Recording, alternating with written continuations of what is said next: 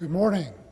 Sorry it took me so long to walk from where I was, but I appreciated Robert's discussion there. I think it sets the stage for what we can anticipate out here in the basin over the next several years. So it was a good economic snapshot, and I appreciate him doing that.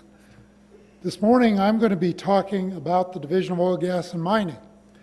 And the slide may be a little bit of a misnomer. It says updates, but hopefully this is more of a high-level education for you as to who we are and what we do as the Division of Oil, Gas, and Mining.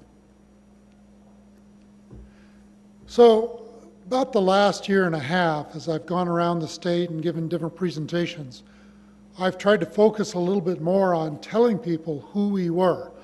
Now, those of you who work with us regularly and often, I think you know who the Division of Oil, Gas, and Mining is, and you don't need much of an education on that. But I think the situation with the general public is different. And the analogy I'll use is many years ago, when I was working in the private sector, I was an engineer for an oil company, and I had a good friend who was a geologist for an oil company. Well, we all had young kids at the time, and as young kids do, when his son came up to him and said, "Well, Dad, what do you do all day long?" And without really thinking, my friend answered back, "Well, I look at well logs."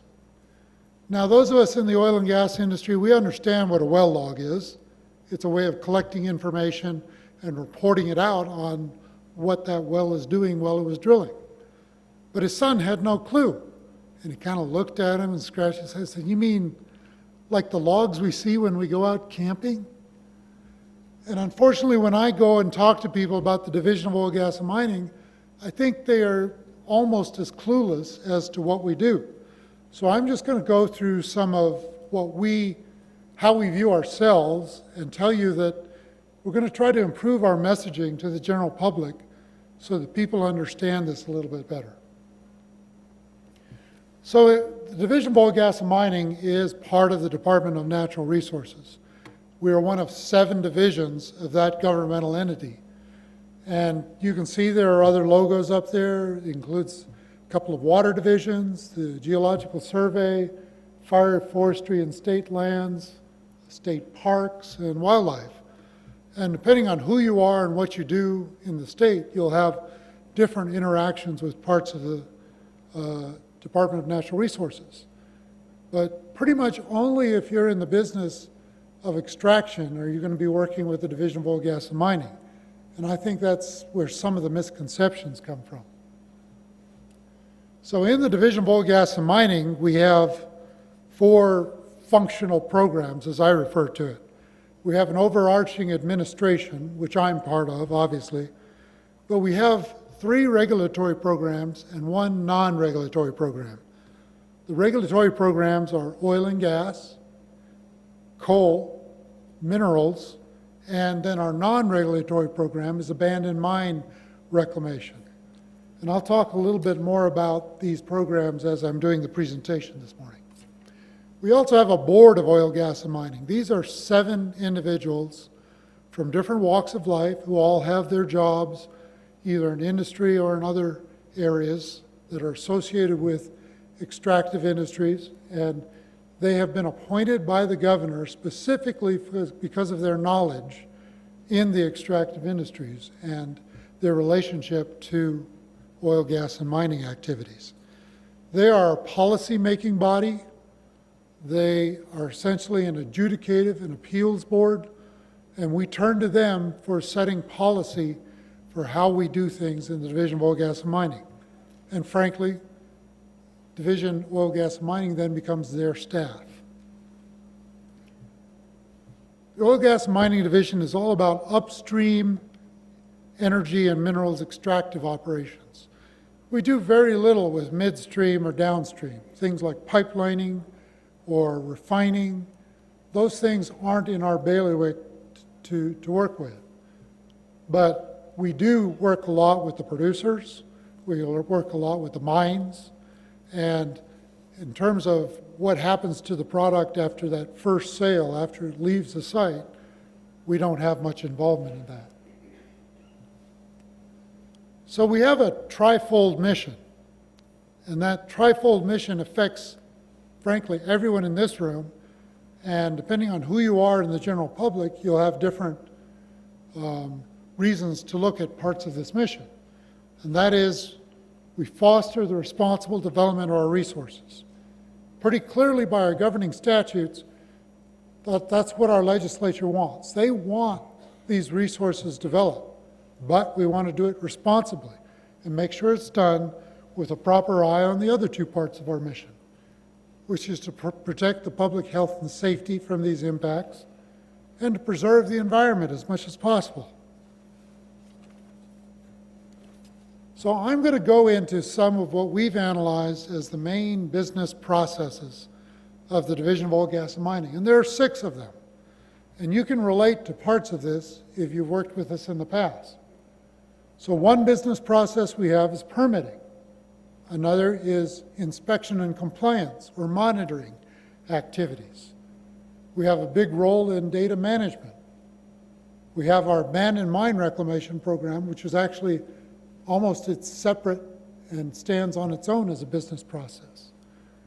And our Board of Oil, Gas, and Mining and its hearings and the things that it does is also another business process. And then we've got administration. So what I'm going to do over the next few minutes is talk about each one of these business processes in more detail, so you can get a feel for how does this affect me? How does this affect the public? So the permitting services that we provide are principally for the regulatory programs. Our non-regulatory program doesn't have any permits that they offer. But in our permitting programs, which includes oil and gas, minerals, and coal, one rule of thumb that we use is that if there's going to be a surface disturbance or surface impact, it's going to require some kind of permit from one of our regulatory programs. This could include oil and gas, geophysical and seismic exploration, the drilling permits you have to receive to drill a well, the Class 2 injection well permits if you want to inject salt water into deep formations. In mining, we have exploration and development permits.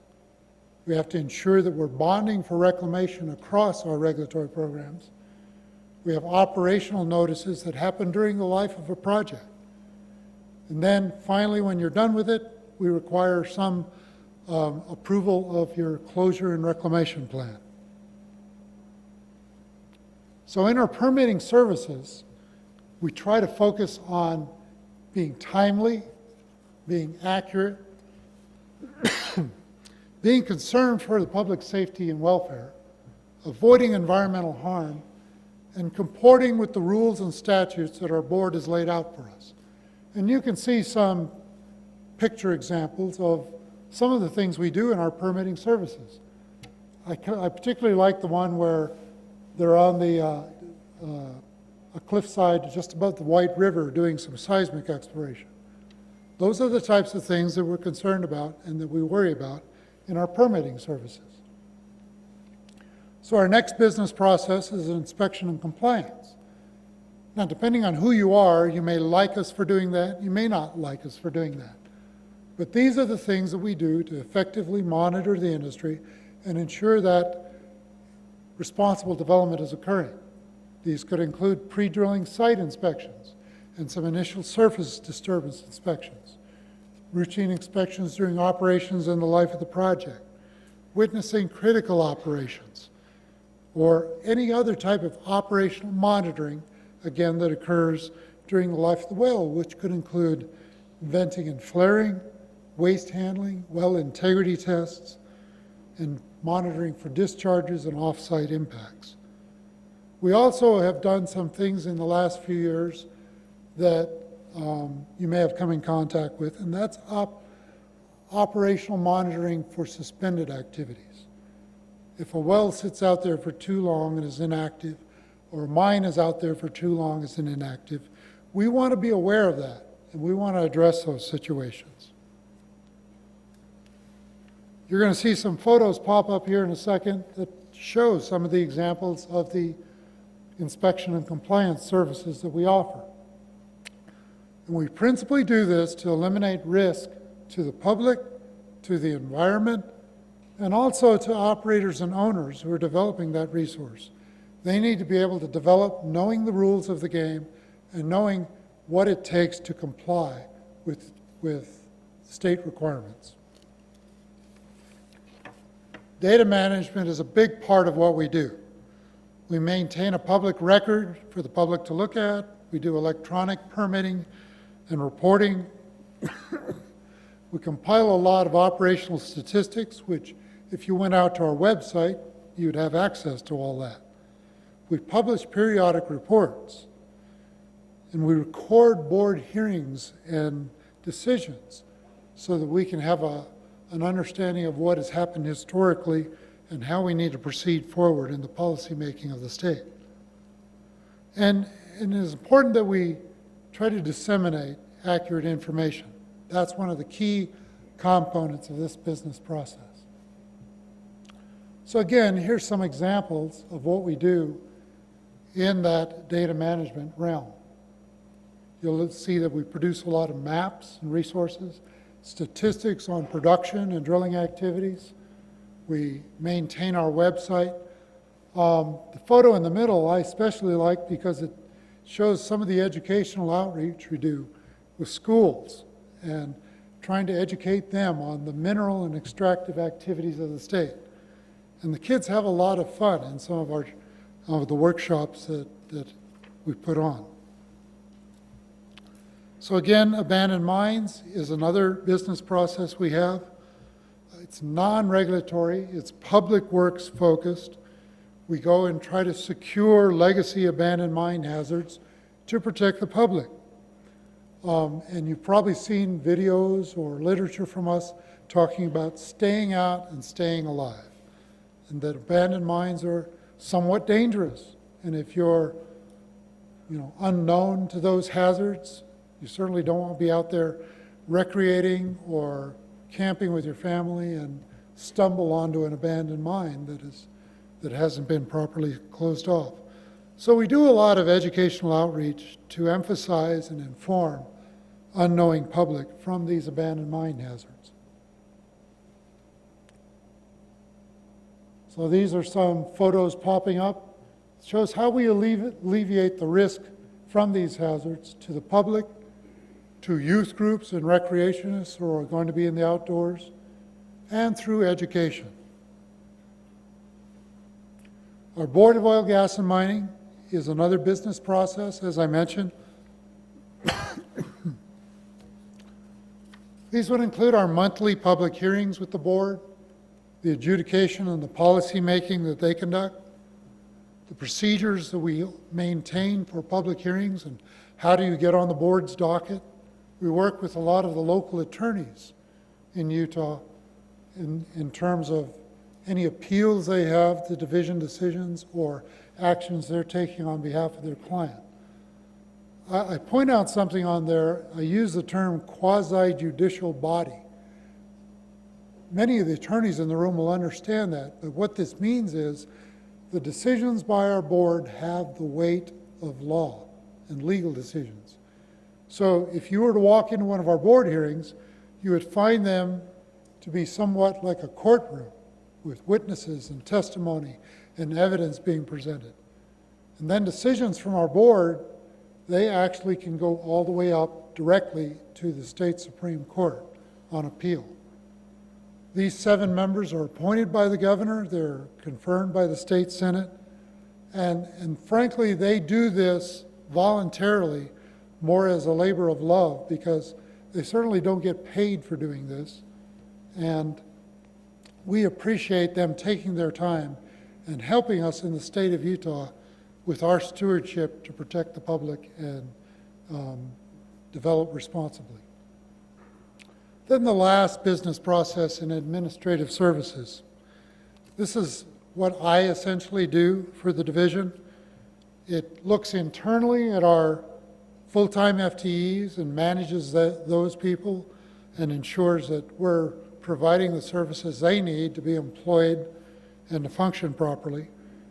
Our accounting processes include budget preparation and contracts, purchasing, accounts payable, receivable, payroll, those types of things. We do a lot in terms of coordinating federal grants. That's a big part of our funding in the Division of Oil, Gas, and Mining. And we also have public affairs and communication. Now, our public affairs, I'll mention that includes an annual customer service survey. Now, I've been in my job for a little over 12 years, and probably the first 10 years, we really focused on customer service. We tried to establish some metrics that were related to how timely are we getting decisions out? How are we responding to the needs of our stakeholders when they're coming to us for permits and decision making? And for that period of time, we've been conducting an annual customer service survey. And so you have the ability to tell us, here's how we think you're doing. And so I'd encourage you to go to our website. It's one of the first things that'll pop up and answer the few questions we have in our customer service survey. It's in the process right now. We do it for about 1 month a year, and we use that feedback to then both improve our programs and to press forward with progress in the division. These are the key contacts for the people with the Division of Oil, Gas, and Mining. There's my information. We have our 2 associate directors attending the conference today, John Rogers, who's over our oil and gas program, and then Dana Dean, who's over our mining programs. Holly Brown is our public information officer. She's not here today. She's actually holding down the fort for us in Salt Lake City. But she's a main contact if you have public information questions or you're interested in just what is the division doing and what types of activities are going on right now. So I'll leave it with that. I really thank you for the time to talk about the division. I enjoy doing this. It's one of the things that I really like about my job is to getting out, talking to people about who we are, what we do, and the fact that we touch the lives of many parts of the public in terms of protecting them from the impacts of development and also to improving their quality of life. So thank you so much, and I appreciate being here.